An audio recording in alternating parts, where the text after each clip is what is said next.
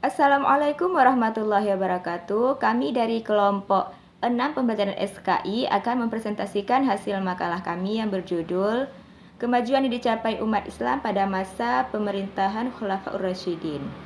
Sebelumnya saya akan menjelaskan sedikit mengenai Khulafaur Rasyidin. Secara bahasa, arti kata khulafah yaitu pengganti ataupun pemimpin. Sedangkan Rasyidin artinya cerdas ataupun amanah. Dapat disimpulkan bahwa Khulafaur Rasyidin adalah pemimpin yang menggantikan kedudukan Rasulullah SAW setelah Rasulullah wafat dan juga yang bersifat amanah dan juga jujur serta cerdas. Ada 4 sahabat yang menjabat sebagai Khulafaur Rasyidin, yaitu Abu Bakar As-Siddiq, Umar bin Khattab, Utsman bin Affan, dan juga Ali bin Abi Thalib.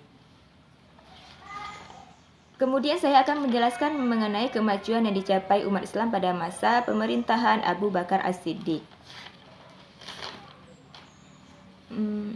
Abu Bakar As-Siddiq dilahirkan pada tahun 568 Masehi. Nah, Abu Bakar ini merupakan khalifah pertama yang menjabat setelah Rasulullah SAW wafat. Nama asli beliau adalah Abdullah bin Abi Quhafah At-Tamimi. Masa kepemimpinan Abu Bakar hanya 2 tahun. Kemajuan dicapai selama kepemimpinannya yang pertama, perbaikan sosial. Abu Bakar As-Siddiq berhasil mengamankan tanah Arab dari para penyeleweng, yaitu orang-orang murtad, nabi palsu, dan juga orang-orang yang enggan membayar zakat. Kemudian yang kedua, meningkatkan kemajuan masyarakat dengan membentuk Baitul Mal. Yang ketiga, melakukan perluasan dan pengembangan wilayah Islam ke Jazirah Arab. Yang keempat itu melakukan pengumpulan ayat Al-Quran atas usulan Umar bin Khattab. Kenapa dilakukan pengumpulan? Karena banyaknya penghafal Al-Quran yang gugur dalam medan perang, sehingga ditakutkan akan hilang ayat-ayat Al-Quran. Kemudian yang kedua, ada kemajuan pada masa Umar bin Khattab. Umar bin Khattab ini merupakan khalifah kedua setelah Abu Bakar. Nama lengkapnya ialah Umar bin Khattab bin Nufail. Beliau dilahirkan di kota Mekah 4 tahun sebelum kelahiran Nabi Muhammad SAW. Masa kepemimpinannya selama 10 tahun. Jadi kemajuan yang dicapai pada masa kepemimpinannya yang pertama itu memperbaiki kebijakan yang ada demi tercapainya kebaikan ataupun kemaslahatan umat Islam. Yang kedua itu memperluas dan merenovasi Masjidil Haram yang ada di Mekah dan merenovasi Masjid Nabawi di Madinah. Yang ketiga itu di bidang industri dan pertanian berkembang pesat sehingga masyarakat mendapatkan kesejahteraan. Sekian dari saya, selanjutnya akan disampaikan oleh teman saya Natasha Lazua. Assalamualaikum warahmatullahi wabarakatuh. Saya Natasha Lazua akan menjelaskan mengenai kemajuan yang telah dicapai pada pemerintahan Utsman bin Affan. 1.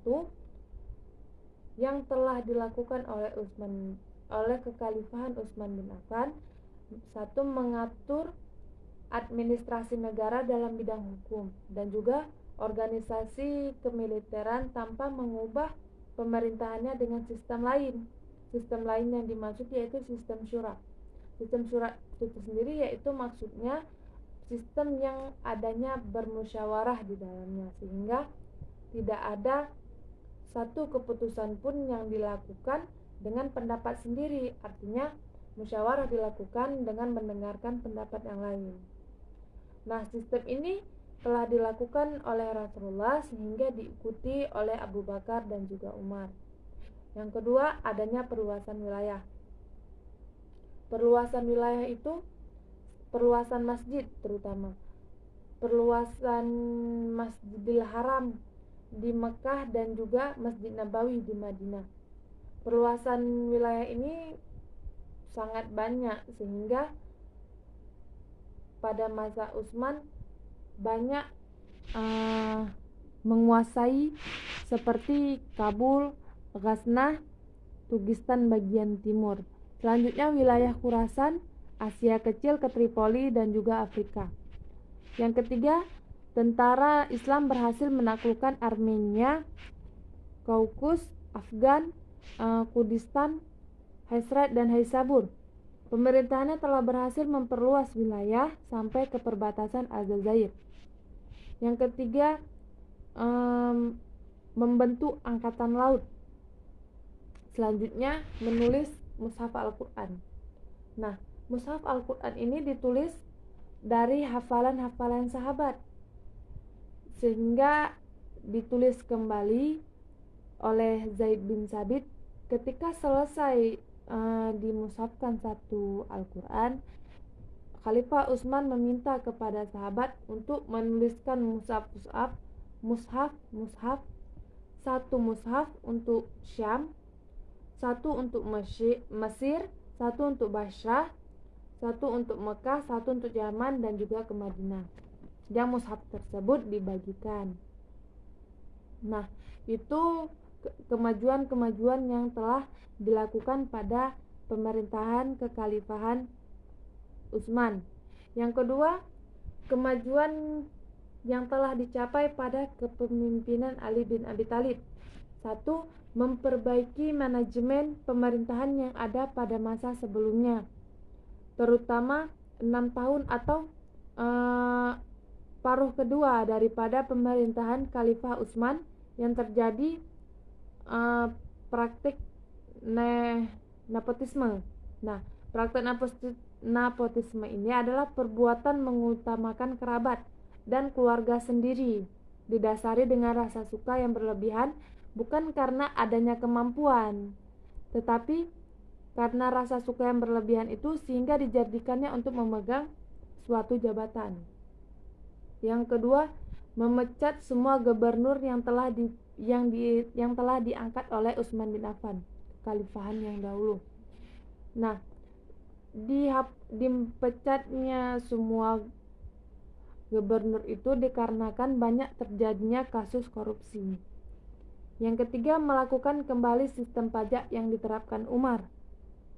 Sistem yang dilakukan oleh Khalifah Umar itu adalah menerapkan pajak pembelian 2,5% untuk pedagang muslim, 5% untuk kafir zimmi, dan 10% untuk kafir harbi. Nah, kafir zimmi ini adalah kafir yang merdeka tetapi dia hidup di negara Islam, sehingga sebagai balasannya ia harus membayar pajak dan nanti ada sistem keamanan untuk dia, sehingga dia merasa aman dan juga nyaman di suatu negara tersebut. Balasannya ia harus membayar pajak. Nah, yang untuk kafir harbi ini adalah kafir yang dia hidup di negara Islam tetapi dia memberontak. Nah, apabila dia berontak, itu dia wajib diperangi. Nah, sekian dari kemajuan yang telah saya jelaskan. Bagi teman-teman yang kurang mengerti, boleh untuk bertanya. Saya akhiri. Assalamualaikum warahmatullahi wabarakatuh.